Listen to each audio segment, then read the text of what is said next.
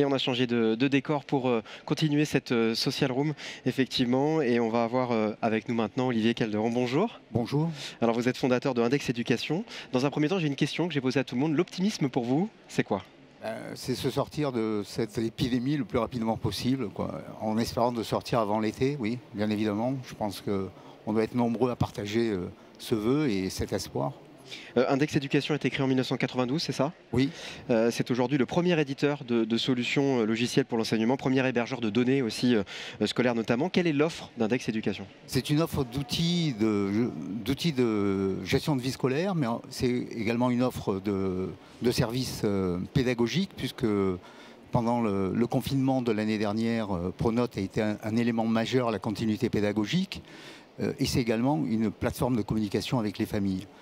Donc c'est un peu tout ça qui fait que c'est un logiciel qui a évolué au fil des demandes des utilisateurs depuis 1999, parce que ce logiciel est sorti en 1999, à raison d'une nouvelle version par an qui s'étoffe, s'enrichit de fonctions d'usage. Et vous vous adressez à qui? Les enseignants, le Ok. personnel administratif, les surveillants, les accompagnants, les parents, les élèves, à toute la communauté éducative. Ouais. Je vais parler de bénéfices. Finalement, en quoi vos solutions améliorent le quotidien justement des élèves et du milieu éducatif? Déjà pour les élèves, ils ont accès au système d'information de l'établissement. C'est-à-dire ils connaissent exactement tout ce que l'établissement emmagasine comme données sur eux. Donc ça, c'est je veux dire, c'est un élément de démocratisation de la vie scolaire. De plus, ils ont une application mobile.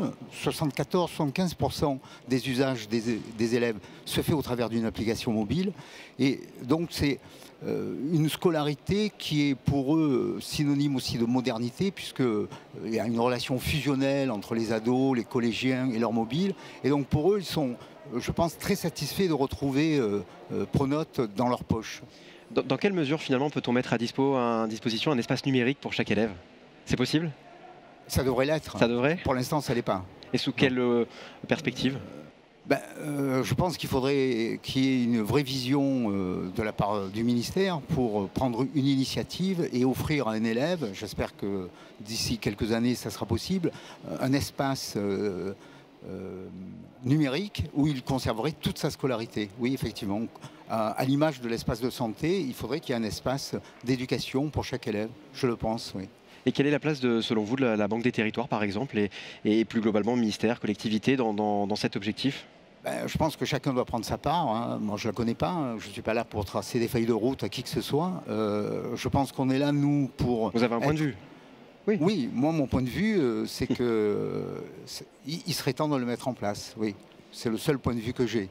Donc après, nous sommes près des usages. Hein. Nous collectons pratiquement 2 milliards 500 millions de connexions par an. Donc nous sommes véritablement, quand même, à le dire, les présidents de région ou de conseils départementaux, nous sommes près du terrain. Nous sommes sur le terrain en permanence. Donc qu'est-ce que nous dit le terrain? Le terrain nous dit, écoutez, nous, vos solutions, nous les utilisons maintenant depuis 20 ans, voire 30 ans en ce qui concerne les gestions d'emploi du temps. Et ce sont vos solutions que nous avons retenues. Donc à partir de là, je pense le terrain qu'on peut l'écouter. Voilà. Merci beaucoup. Merci d'être venu nous présenter Index Éducation, Olivier Calderon. Merci d'être venu dans cette social room. Merci pour votre Et très bon printemps des territoires à vous. Au revoir.